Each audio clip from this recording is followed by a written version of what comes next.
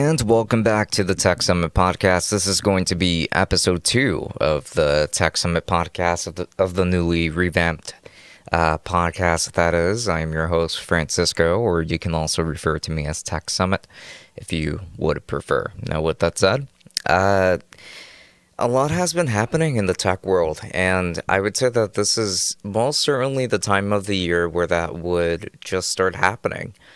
So, for example, a lot of smartphones are going to start releasing very, very soon. Like we're going to start seeing the iPhone 14, we're going to start seeing the Google Pixel 7, and phones like that, which are going to be extremely exciting, by the way. Like, I'm very much looking forward to seeing all of these come out. Now, with that said, there's one thing also in the market that people are very excited about. However, I would like to talk about a few things regarding it and whether or not it would just end up working out, or how things would just end up panning out, and that is regarding graphics cards in general. So, we have reached the second year, essentially, since the 3000 series of GPUs released, which means that we should be expecting the 4000 series to come out this year in 2022. And that should include cards like the RTX 4070, the 4080, and the 4090. Now, with all of these cards coming out, there has been a lot of speculation, a lot of rumors, obviously, like nothing new in that sense. Like, there has just been a lot of guessing going on. A lot of like, oh, well, this graphics card is just going to have like these kinds of specs, and we should expect this out of it. When we don't really know quite yet. I don't believe that NVIDIA has made their official presentation, and I don't think that they will until September. And as of today, we are currently on August 19th.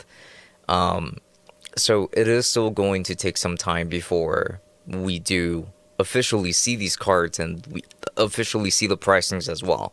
I suspect that the pricings for these cards are still going to be slightly higher than they were last generation. But most importantly, I wanted to talk about the scalping issues. Now, obviously, GPU scalping right now, it's basically not a thing. There's plenty of supply. If you want to get yourself a 3000 series GPU, you can just go ahead and get yourself one, as long as you can afford it. There isn't really much of an issue there. There isn't much of a problem. But will we experience scalping to the same degree that we did when the 3000 series came out? My guess is that no. We're not going through the same shortage when it comes to semiconductors anymore, from my understanding at least. So making these graphics cards should not be as difficult anymore.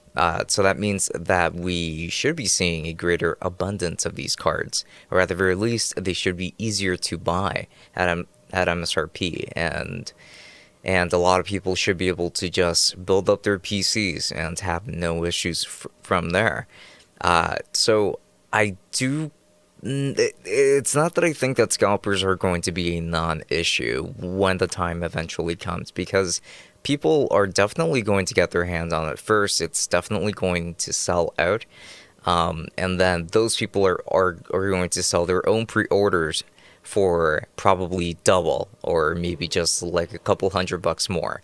That could very well happen. However, I don't think that it's going to be the kind of issue that it was in 2020 when the 3000 series came out, due to like very obvious circumstances. I mean, the virus did cause a lot of the, well, like you can just connect a lot of supply issues to the virus in a sense, and the lack of semiconductors was one of those things. But we've kind of risen above that by now, so that really should not be an issue. I'm expecting a decent amount of stock for the 4000 series. So yeah, I mean, let's go ahead and hope for the best. Now, in terms of specifications, what I am very curious about is really how much better this series is going to be versus the 3000 series. And my guess is that we're not going to see that many improvements. And the reason why I say this is because um, we we did see some pretty amazing improvements from the 900 series to the 1000 series, and we saw barely any improvements at all from the 10,000 series, I mean the 1000 series to the 2000 series. But we saw some incredible, and I mean truly incredible strides when it comes to the 3000 series versus the 2000 series, where we got huge upgrades in that sense for technically a bit of a discount, at least at MSRP. I had to buy my 3090 scalped. Unfortunately, I paid what, like 1850 for it, I think. So while it's not the worst price in the world, it's still scalped. It's still something that at the time I had to do. Now I don't regret doing it because it has allowed me to get a lot of work done. So it is something that I still very much appreciate having, but I don't appreciate having to pay extra, obviously. So now I think that this jump is going to be more minimal between the 3000 series and the 4000 series, which is kind of unfortunate. But I just don't think that that the technology is really there to create that big of a jump, that big of a leap between the 3000 and the 4000 series. Now, when the 5000 series comes out in another 2 years, like in 2024, I'm sure that that's going to be a pretty massive leap. Now, granted, I am still kind of hoping that I am wrong on this front, just considering that this is, I mean, the latest and greatest, and it is going to be pretty exciting for a lot of people. And actually, according to this article from Dexerto, which was written by Siam Ahmed, I hope that I pronounce your name correctly. NVIDIA's RTX 4090 is a hotly anticipated graphics card that we expect to release in October 2022. We've gathered every single morsel of information, including a potential price, release date, specs, and more. So, essentially, it looks like I could very well be wrong about that September date, and it could end up just being an October date instead, which is perfectly fine as well. I mean, again, like the GPU market is doing fine at the moment. It's fine, I would say. I mean, again, if you want to get your graphics card or whatever graphics card you want, as long as you can afford it, and then you can get it. However, when it comes to pricing, that is another thing that does kind of concern me, because as we saw with the 1000 series going over to the 2000 series, we saw some serious price hikes for what was barely any improvement when it comes to performance. I mean, the 2080 was basically a 1080 Ti with ray tracing on it. And then the 2080 Ti was just a little bit stronger than the 2080. Like it's just something that hurts to even bother with, to see. And now, according to this article from Dexerto, it looks like the RTX 4090 is expected to be priced at $1,999 to $2,000. This figure is based on several factors. Firstly, the RTX 3090 Ti. Pricing landed at $2,000, which was more than anyone was expecting, and really didn't make too much sense for the consumer. And secondly, the RTX 3090 was priced at $1,499. Taking into account the rise in material costs, we could see the RTX 4090 priced higher than its previous generation counterpart. Now that is kind of a big deal right there, because now we're talking about some pretty big price hikes. We're talking about the RTX 4090 potentially costing $500 more than the 3090 itself, and it possibly not even being that good of a performer. So far, some of the specs that are being rumored right now are, well, in terms of VRAM, we have 24 gigabytes of VRAM. When it comes to CUDA cores, we have 16,384, which is 56% more than the 3090. Base clock is going to be 2,235 megahertz. Boost clock is going to be at 2,520 megahertz. Bus width is 384 bit. I'm not necessarily sure what that means. and the memory throughput is going to be 21 gigabytes per second.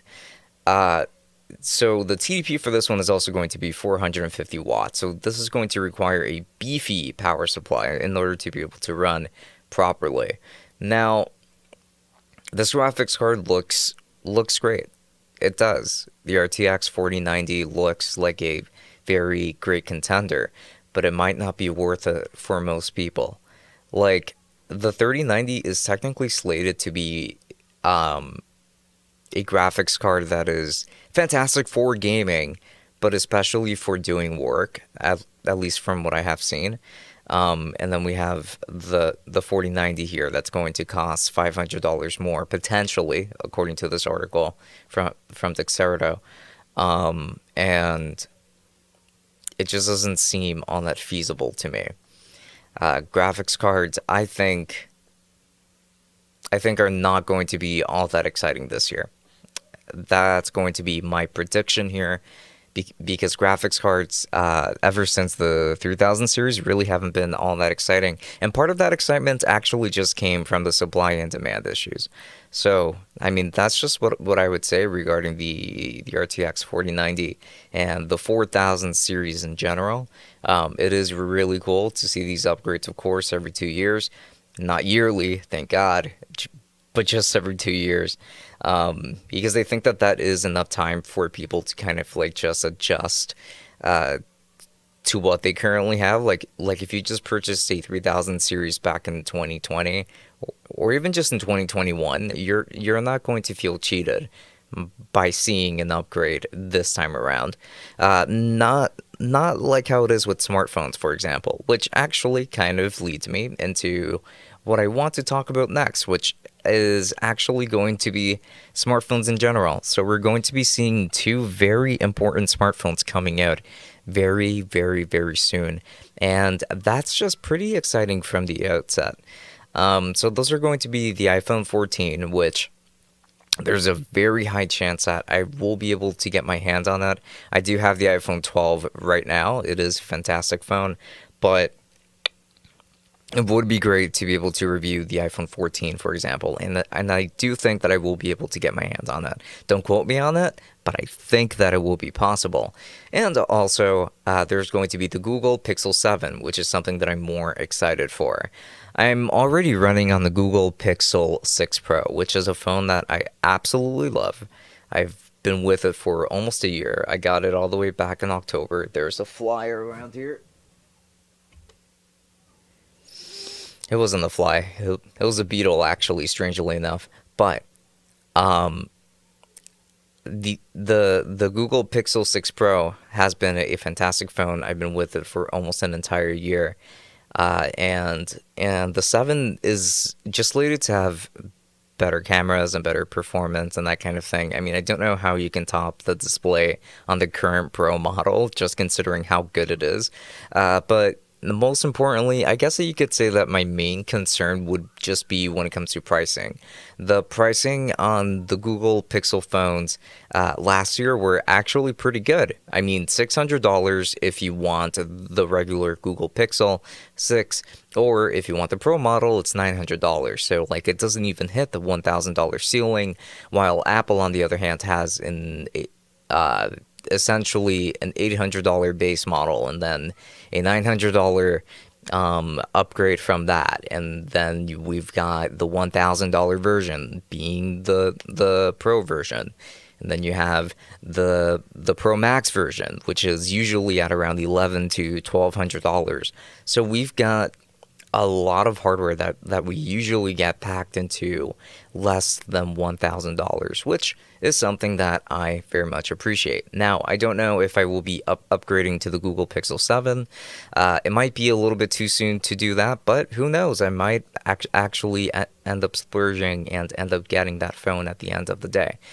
But one thing that's super exciting is that, I mean, August is usually like a big time for speculation because it's right before Apple's events, essentially in September. I know that Samsung used to have events at around this time of the year too, But they've been releasing their smartphones like at around February, March, around that time frame, if I'm not mistaken. So yeah, it is just really cool and interesting to see. So I think that, in other words, the graphics card market is headed in an interesting direction. I'm somewhat underwhelmed right now, but let's see what happens on release. I will be keeping a close eye and then talk about that as soon as I can. But also, when it comes to the release of these upcoming smartphones, I would like to be able to talk about those as well. So, yeah, I would say that this is pretty much the end of today's episode of the Tech Summit podcast. So, thank you so much for watching. And if you have been listening, also, thank you so much for that. It is always appreciated. I have a bunch of other channels that you can subscribe to. I have my main channel, for example, where I do my tech reviews. And I do have a vlogging channel too, if you're interested in seeing what kind of shenanigans I'm usually into whenever I do post. And I do have an Instagram and a Twitch where you can follow me and ask me questions live. But with that said, please go ahead and subscribe and leave a like. And yeah, until next time, have a wonderful night, and I'll see you for episode 3. See ya.